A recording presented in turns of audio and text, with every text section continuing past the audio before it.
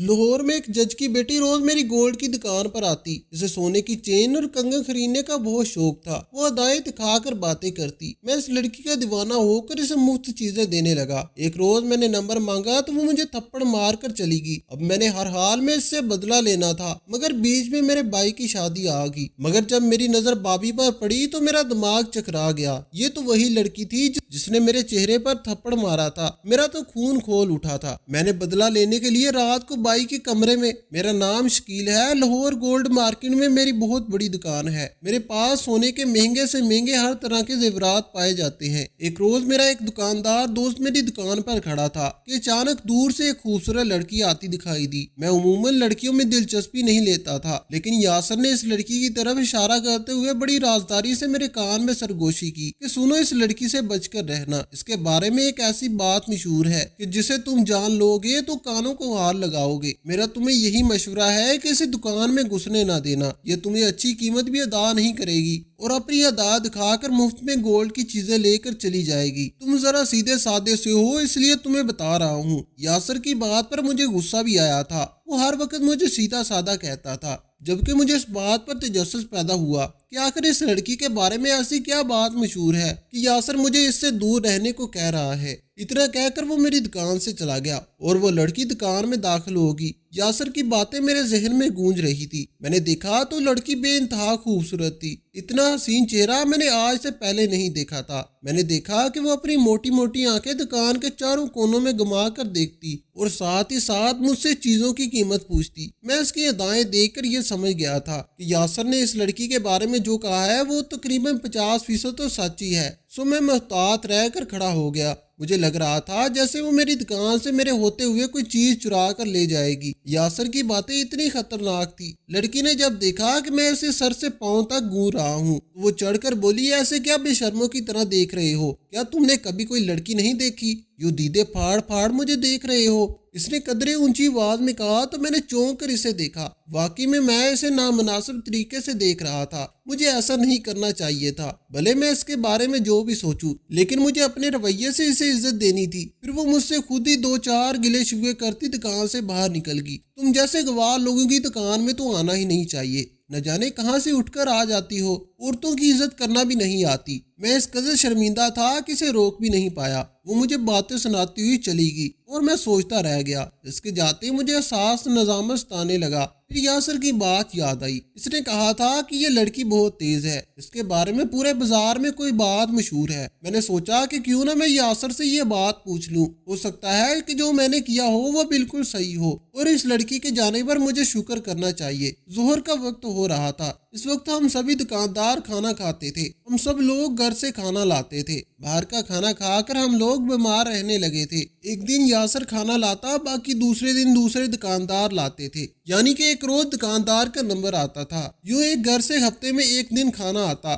آج یاسر کی دکان پر کھانا کھانے بھی جانا تھا۔ میں دکان ملازموں کے حوالے کر کے یاسر کی طرف چل دیا، لیکن یہ جان کر مجھے سخت حیرت ہوئی کہ آج یاسر کی دکان پر کوئی کھانا نہیں کھا رہا تھا، بلکہ وہ اکیلا ہی کھڑا تھا اور اس کے سامنے کاؤنٹر پر وہی لڑکی بازو جمائے کھڑی تھی جو تھوڑی دیر پہلے میری دکان پر آ کر مجھ سے بدتمیزی کر کر گئی تھی۔ یہ دیکھ کر مجھے سخت حیرت ہوئی اور سب سے زیادہ حیرت تو مجھے اس بات پر ہوئی کہ یاسر بھی اس سے ہنس ہنس کر باتیں کر رہا تھا۔ زیادہ معاملے کو جاننے کے لیے میں چھپ کر کھڑا ہو گیا۔ یاسر کا رویہ مجھے حیران کر دینے والا تھا۔ وہ تو اسے مفت چیزیں بھی پکڑائی جا رہا تھا، جبکہ مجھ سے اس نے کہا تھا کہ اس لڑکی سے دور رہنا۔ یاسر کی ساری چال سمجھ کر مجھے بہت غصہ آیا۔ میں سیدھا اس کی دکان کے اندر آ گیا۔ یاسر، تمہیں شرم نہیں آتی؟ وہ مجھے دیکھ کر یکدم بکھلا گیا تھا۔ تم نے مجھے کہا تھا کہ یہ لڑکی چورنی ہے، اس کے بارے میں بازار میں بہت سی باتیں مشہور ہیں اور تم خود اس لڑکی سے ہنس ہنس کر باتیں کر رہے ہو۔ میری بات سن کر وہ لڑکی آپ گولا ہوگی۔ میری بات سن کر وہ لڑکی آپ گولا ہوگی۔ مسٹر، تمہارا مسئلہ کیا ہے؟ میں تمہاری دکان میں آئی تو تم نے مجھ سے سر سے پاؤں تک گھورنا شروع کر دیا۔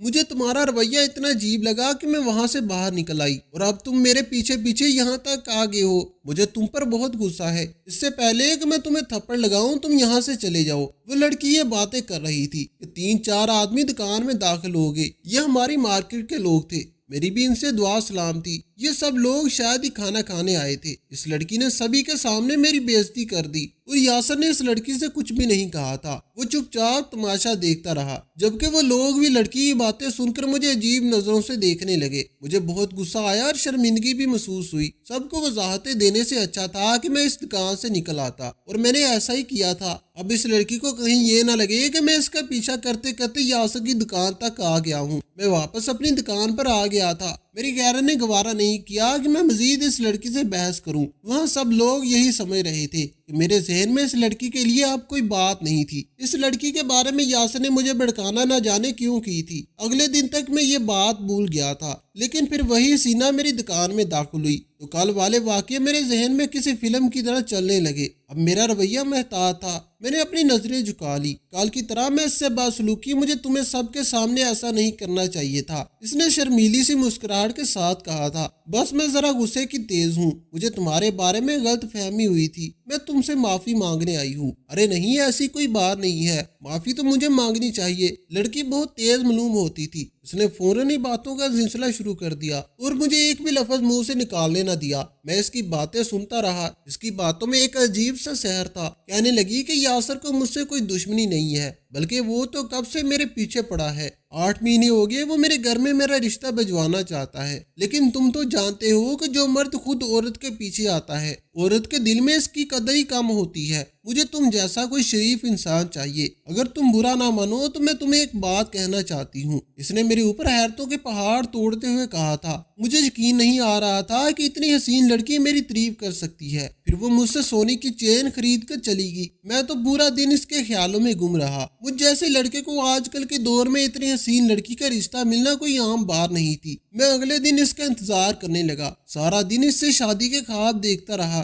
شام کو گھر آیا تو اماں کی گود میں لیٹ کر ہمیشہ کی طرح باتیں کرتے کرتے میں ان کے دل میں یہ بات بھی ڈال دی کہ اب میں اپنا گھر بسانا چاہتا ہوں۔ ویسے بھی میری دکان بہت اچھی چل رہی تھی۔ میری شادی نہ کرنے کی کوئی وجہ نہیں رہ گئی تھی جو اماں مجھے اس بات سے منع کرتی۔ اماں نے خوش دلی سے کہا کہ میں تمہارے لیے اچھی سی لڑکی ڈھونڈوں گی۔ میں نے اماں کو صاف منع کر دیا۔ نہیں اماں، لڑکی تو میں نے ڈھونڈی ہے، بس آپ یہ کہیں کہ ان کے گھر کب جانا ہے۔ اماں میرا ماتھا چومتے ہوئے بولی، بس بیٹا تیرے بڑے ڈاکٹر بھائی کی شادی کر دوں، اس کے بعد میں تیرا گھر بساؤں گی اور چاند سی بہو لاؤں گی، پھر تو جس لڑکی پر ہاتھ رکھے گا میں اسے بہو بناؤں گی۔ اماں کی بات سن کر مجھے تسلی ہو گئی تھی۔ اب میں اگلے دن انتظار کرنے لگا کہ کب وہ آئے گی اور میں اس سے بات کروں گا۔ میں نے اماں سے بھی بات کر لی ہے۔ اب ہماری شادی میں کوئی رکاوٹ نہیں تھی۔ اگلے دن وہ کھلکھلاتی ہوئی میری دکان پر آئی تو میں نے اپنے دل کھلی کتاب کی طرح اس کے سامنے رکھ دی۔ میری باتیں سن کر وہ طنزیہ ہنسی مسکرائی اور بولی، تمہیں کیا لگتا ہے کہ میں صرف تم سے شادی کروں گی؟ تم صرف ایک دکاندار ہو، میں صرف تمہاری حوصلہ افزائی کے لیے کہہ رہی تھی تاکہ تم اس دن کی بات پر اپنا دل خراب نہ کر لو، لیکن اس کا مطلب یہ تو نہیں ہے کہ میں تم سے شادی کر لوں۔ اب اگر تم نے مجھ سے بات کرنے کی کوشش کی تو اچھا نہیں ہوگا۔ میں تو کسی ڈاکٹر یا اپنے باپ کی طرح کسی جج سے شادی کروں گی۔ وہ اس انداز میں بولی جیسے میں اس کا پیچھا کر رہا ہوں، اور پھر اس نے چیخنا چلانا شروع کر دیا۔ میں تو حیران رہ گیا کہ عورت کے بھی کتنے روپ ہوتے ہیں۔ دکان میں چند گاہک کھڑے تھے، اب میری بےزتی ہونے کو تھی۔ میں نے اس لڑکی کو دکان سے جانے کا کہا، لیکن وہ تو جیسے پیچھے ہٹنے والوں میں سے تھی ہی نہیں۔ اس نے 2-4 لوگوں کو اور بھی اکٹھا کر لیا۔ پورے بازار میں میرا تماشا لگ گیا۔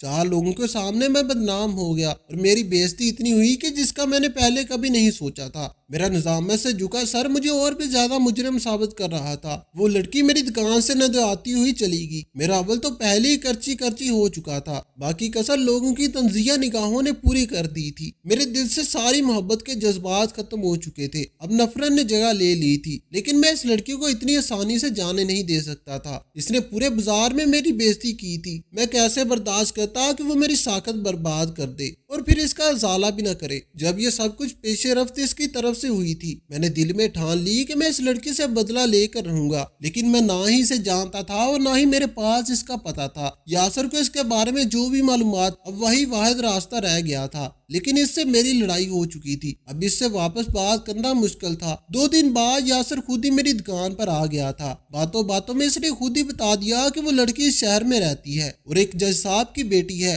मगर वो लड़की शरारती किस्म की है। इसकी वजह से इससे पहले भी कई लड़ाई झगड़े हो चुके हैं। जहाँ जाती है लोगों को ऐसा लड़ाती है कि वो दोबारा एक दूसरे की शक्ल तक नहीं देखते। मेरे दिल में बदले की आग जल रही थी। दिल में ठान लिया था कि शादी करूंगा तो इसी से करूंगा और इससे सारी बदतमीजी का बदला अपनी बेरुखी से लूंगा। पूरा दिन घर में बंद रहेगी तो होश ठिकाने आ जाएंगे, कभी किसी से बदतमीजी करने का सोचेगी भी नहीं और खूबसूरती और इन अदाओं को तो भूल ही जाएगी। फिर ऐसी लड़की से शादी भी कौन करता है। यकीनन मुझे जल्दी नहीं थी। मैंने अम्मा से भी पहले यही बात रखी थी। अम्मा मेरे बड़े भाई जो कि दिल के डॉक्टर थे और बाहर के मुल्क से पढ़कर आए थे। अम्मा इनकी शादी की तैयारियों में मसरूफ थी, इसलिए उन्होंने मेरी बात पर कोई रद्द अमल नहीं दिया। कहने लगी कि एक बार भाई की शादी हो जाने दो, इसके बाद तुम्हारा भी बंदोबस्त करती हूँ। अब मैं बेसब्री से इस दिन का इंतजार करने लगा जब वो दुल्हन बनकर मेरे घर आएगी और मैं इसे इसकी औकात याद दिलाऊंगा। एक यही तरीका था कि मैं इसे नचा देख सकता था। मैं अच्छा खासा दौलतमंद था। इसके माँ बाप इस रिश्ते के लिए कभी भी इनकार न करेंगे। भाई की शादी में 2 दिन रह गए थे। ये रिश्ता अम्मा ने तय किया था और मैंने अपनी भाभी को नहीं देखा था। 2 दिन बाद हम भैया की बारात लेकर गए थे। मैं इस बारात की खुशी में अपने सारे गम भूल गया था। शादी में तकरीबन मेरे 40 के करीब दोस्त भी शामिल हुए थे।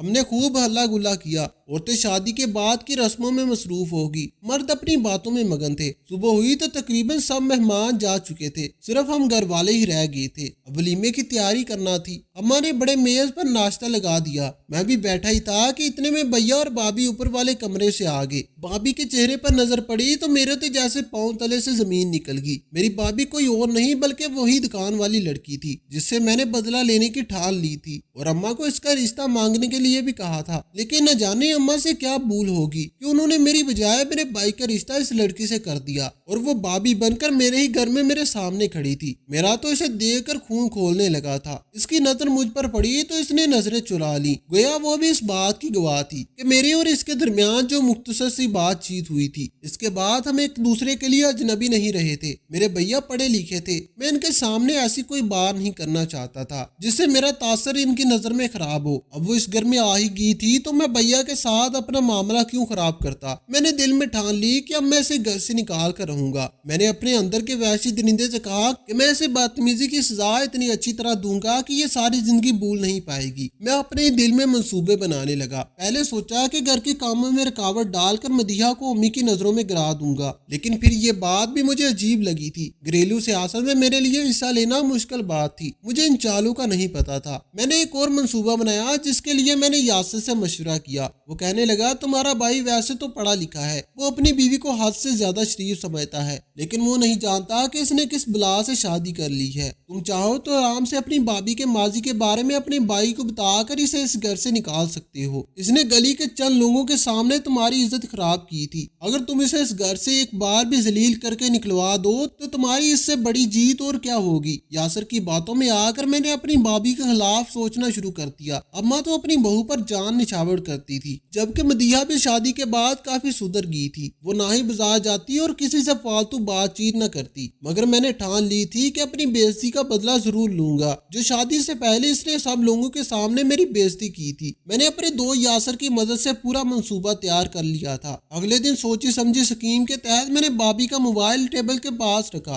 और अनजान बनकर खाना खाने में मसरूफ हो गया। थोड़ी देर ही गुजरी थी कि भाभी का फोन बजने लगा। मैंने सबके सामने भैया का फोन अटेंड किया और लाउड स्पीकर कर दिया। घर के सभी लोग सुन रहे थे, जबकि मुखालिफ सिमत से कोई आदमी बोल रहा था जो भाई का नाम लेकर इन्हें कह रहा था कि तुमने मुझसे कई दिन से बात नहीं की। शादी से पहले तो मुझे रोज मिलने आती थी, हम होटलों में जाते थे, खूब एंजॉय करते थे। अब मुझे क्यों भूल गई हो? मैं तुम्हारी याद में या गुल हो रहा हूँ और तुम हो कि मुझे नजरअंदाज कर रही हो। जब ये बात भैया और अम्मा ने सुनी तो वो भाभी को अजीब नजरों से देखने लगे, जबकि मैं फातियाना निगाहों से भाभी को देख रहा था। भैया पहले तो खामोश बैठे रहे, एकदम चला उठे और फिर भाभी से पूछने लगे, ये कौन है जिससे तुम दिन भर बातें करती रहती हो और शादी से पहले भी मिलती रही हो? क्या तुम मुझे बेवकूफ समझती हो? तुम्हें क्या लगता है कि मैं कुछ भी नहीं जानता हूँ? मेरी एक एक हरकत पर नजर रहती है। तुम्हारे माजी के किस्से तो मुझे सब मालूम है। है। अब इस बात से साबित होता है कि तुम एक बदकिरदार औरत हो, तुम्हें घर में रहने का कोई हक नहीं, निकल जाओ यहाँ से। भाभी भैया के सामने गड़गड़ाने लगी। वो ये कह रही थी कि ये कोई रोंग काल होगी, वो इस आदमी को नहीं जानती, लेकिन भैया ने इन पर यकीन नहीं किया था और फिर हमारी लाख मेहनतों के बावजूद भैया ने भाभी को तलाक देकर घर से निकाल दिया था। अम्मा भी कहती रहेगी कि तुम्हें गलत फहमी हुई है, लेकिन भैया के अंदर इतना जहर भर चुका था कि उन्होंने इस फोन कॉल पर यकीन करके भाभी को घर से निकाल दिया, जबकि ये कॉल मेरी शरारत थी। इसके बाद मैं पछतावे की आग में जलने लगा। मैंने सोचा नहीं था कि भाई इतना सख्त रद्द अमल देंगे। मैंने तो यासर के कहने पर भैया को सबक सिखाने की हल्की सी कोशिश की थी, लेकिन मेरे भाई ने अपना घर ही उजाड़ दिया। अब मैं खुद इस बात के लिए मुजरिम समझता हूँ और आज तक मैं अपनी बीवी के सामने खुश नहीं रह सका हूँ। अम्मा ने इस हादसे के बाद भैया की दोबारा शादी कर दी, जबकि मैं शादी के लिए राजी ना था। कुछ अरसे बाद अम्मा ने अपनी भांजी से मेरी शादी कर दी। मैं अपनी जिंदगी में बेजार हुए कहा था,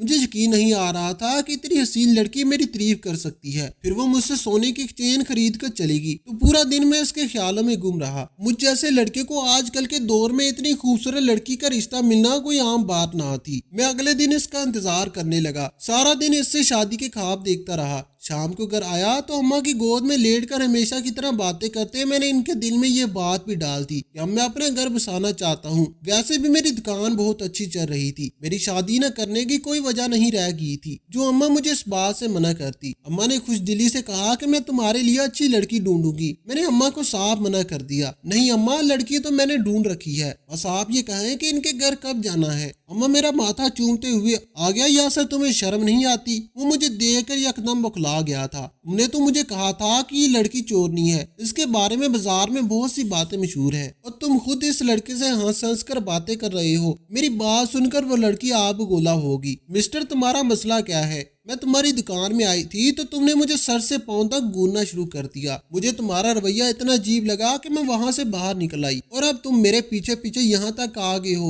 मुझे तुम पर बहुत गुस्सा है। इससे पहले कि मैं तुम्हें थप्पड़ लगाऊं तुम यहाँ से चले जाओ। वो लड़की ये बातें कर रही थी कि 3-4 आदमी दुकान में दाखिल हो गए। ये हमारी मार्केट के लोग थे, मेरी भी इनसे दुआ सलाम थी। ये सब लोग शायद खाना खाने आए थे। इस लड़की ने सभी के सामने मेरी बेइज्जती कर दी और यासिर ने इस लड़की से कुछ भी नहीं कहा। वो चुपचाप तमाशा देखता रहा। वो बेतहाशा रो रही थी, मेरी इज्जत पर माल हो चुकी थी। जब मेरी अम्मा आई तो मुझे देखकर मुस्कुराने लगी। मुझे न जाने क्यों पहली बार में अम्मा से नफरत हुई थी। मेरा जी चाहा कि मैं सामने खड़ी औरत का मुंह नोच कर गला दबाकर जान से मार डालूं, लेकिन बेबस थी। इस खबीस औरत ने मेरी चुटिया पकड़कर कहने लगी कि बड़ा सियाना बन रहा था वो कमीना इंस्पेक्टर समझ रहा था कि हमें खबर नहीं होगी। कल तो बच गई थी क्योंकि वो इंस्पेक्टर तुम्हारी खबरें लेने आया था। इसने तुझे छुआ तक नहीं था, धोखा दे रहा था हमें। मेरी तो नजर देखकर पहचान जाती है। वो तो हमारी टो लेने आया था, लेकिन ये नहीं जानता था कि हमारी सोच और पहुंच तक इसकी रसाई मुमकिन नहीं। मुझे अम्मा वापस लेगी। रात हमें इस बंगले से निकाल कर बस में बिठा दिया गया। मेरे साथ दूसरी लड़की भी हालत मुझसे मुख्तलिफ ना थी। शायद हम सब का दुख मुश्तरका था, इसलिए एक दूसरे के साथ आदमी को नहीं जानती थी। लेकिन भैया ने इन पर यकीन नहीं किया था और फिर हमारी लाख मेहनतों के बावजूद भैया ने भाभी को तलाक देकर घर से निकाल दिया था। अम्मा भी कहती रहेगी कि तुम्हें गलत फहमी हुई है, लेकिन भैया के अंदर इतना जहर बच चुका था कि उन्होंने इस फोन कॉल पर यकीन करके भाभी को घर से निकाल दिया, जबकि ये कॉल मेरी शरारत थी। इसके बाद मैं पछतावे की आग में जलने लगा। मैंने सोचा नहीं था कि भाई इतना सख्त रद्द अमल देंगे। मैंने तो यासर के कहने पर भैया को सबक सिखाने की हल्की सी कोशिश की थी, लेकिन मेरे भाई ने अपना घर ही उजाड़ दिया। मैं खुद इस बात के लिए मुजरिम समझता हूँ और आज तक मैं अपनी बीवी के साथ खुश नहीं रह सका हूँ। अम्मा ने इस हादसे के बाद भैया की दोबारा शादी कर दी, जबकि मैं शादी के लिए राजी ना था। कुछ अरसे बाद अम्मा ने अपनी भांजी से मेरी शादी कर दी थी। मैं अपनी जिंदगी में बेज़ाहिर सुकून रहा, लेकिन मैं आज तक अपने आप को माफ नहीं कर सका हूँ, क्योंकि मैंने एक औरत पर इल्जाम लगाकर इसे घर से बेघर कर दिया था। इसने जो गलती की थी ये सजा इसके लिए बहुत बड़ी थी। अब मैं हर वक्त अल्लाह ताला से माफी मांगता हूँ और दुआ करता हूँ कि अल्लाह ताला मेरी बेटियों के नसीब अच्छे करे, क्योंकि मैं 2 बेटियों का बाप बन चुका हूँ और मैं मुकाफाते अमल से बहुत डरता हूँ। आपको हमारी आज की कहानी कैसी लगी कमेंट बॉक्स में भी कीमती राय का इजहार जरूर कीजिएगा। वीडियो पसंद आई हो तो वीडियो को लाइक करें और दूसरों के साथ जरूर शेयर करें। मजीद इस तरह की सबकवाज कहानियां और वाकयात सुनने के लिए हमारे चैनल को सब्सक्राइब जरूर करें। शुक्रिया।